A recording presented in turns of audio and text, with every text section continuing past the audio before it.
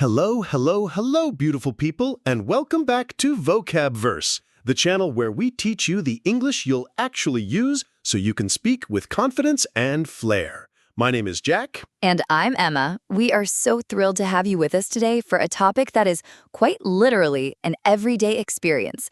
We are talking about daily routines. That's right, and we're not just going to give you a boring list of vocabulary. We're going to take you through our very different daily routines from the moment we wake up to the moment our heads hit the pillow at night. It's going to be fun and maybe a little revealing.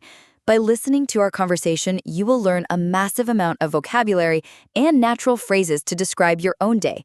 This will help your English sound so much more fluent and authentic. You'll learn how to talk about your morning habits, your work schedule, how you relax, and how you prepare for the next day. We're going deep, we're going long, and it's going to be a lot of fun. So, Emma, let's start at the very beginning, the sound of the alarm clock.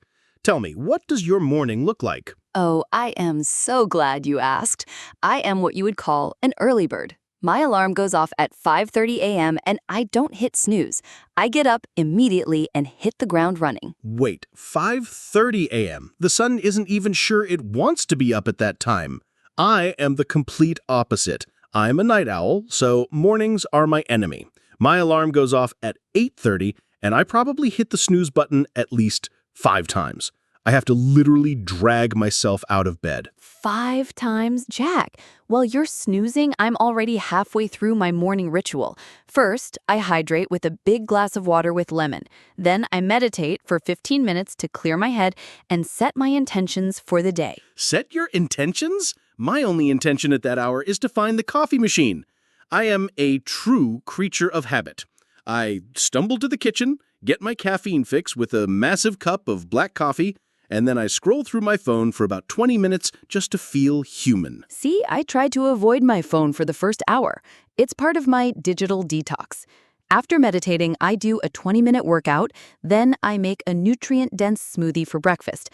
I practice intermittent fasting, so I don't eat my first meal until around noon, but my morning smoothie is packed with vitamins to keep me going. Intermittent fasting? A smoothie? My breakfast is usually a piece of toast that I've burnt slightly because I was distracted by a funny video. Sometimes if I'm running late, which is most days, I just grab a granola bar on my way out the door. My morning is pure, organized chaos. It sounds like it.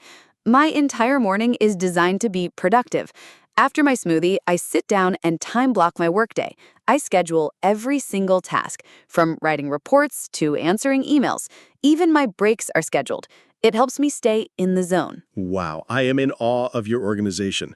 My workday starts when I open my laptop and stare at the screen in panic, remembering all the deadlines I have.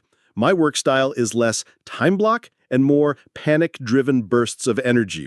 I tend to procrastinate on big tasks by doing lots of small, unimportant ones first. Oh, I know that feeling. But having a schedule helps avoid it. For lunch, I usually have a salad that I meal prepped on Sunday. Meal prep is a great phrase. It just means preparing your meals in advance for the week. It saves so much time. My lunch is usually a surprise. I see what I have in the fridge and try to create something, or I give up and order takeout. I often lose track of time when I'm working, especially if I go down a rabbit hole researching something. Before I know it, it's 3 p.m. and I haven't eaten. Going down a rabbit hole. That's a perfect idiom for getting lost in something interesting online. I try to avoid that by taking scheduled screen breaks. Every hour, I get up, stretch, and walk around for 5 minutes. It helps me avoid hitting a wall in the afternoon. Hitting a wall is that feeling when your energy just disappears, right? I usually hit that wall around 4 p.m. That's when I need my second and sometimes third cup of coffee to power through the rest of the day. Sometimes a change of scenery helps me have a breakthrough on a project. I might go work in a cafe for an hour. That's a great strategy. Okay, so the workday is finally over. It's, say, 6 p.m. How do you transition from work mode to relaxation mode? How do you wind down? Wind down? Is that a real thing? My transition is usually just closing my work tabs and opening up YouTube or Netflix. I'm not proud of it. I will probably veg out on the couch for a bit. That means to just sit and do nothing much at all. For dinner, it's often takeout again while I binge watch a new series. Oh, Jack. My evening is all about setting myself up for success the next day. I make a light, healthy dinner. After that, I completely disconnect from all screens. No phone, no TV. It's part of my digital detox I mentioned.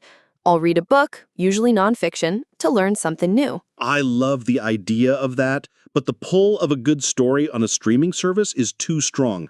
I'll tell myself just one episode, and suddenly I look at the clock and it's midnight and I've lost track of time completely. That's so easy to do. That's why I have a strict cutoff time. Before bed, I tidy up my apartment a little, I lay out my clothes for the next morning, and I pack my gym bag. It makes the mornings so much smoother. It's all about sticking to a schedule. You lay out your clothes? Emma, you are a superhero of routine. My evening routine involves maybe playing video games with friends online, promising myself I'll go to bed early, and then staying up way too late and crashing into bed around 1 a.m. And the cycle begins again. It's so funny how different we are. But I think the most important thing for our listeners to understand is that there's no single correct daily routine. I completely agree. Emma, your routine is incredibly impressive and productive. And my routine, well, it works for my creative, chaotic brain. The goal isn't to be perfect. It's to find a routine that works for your life and your personality. Exactly.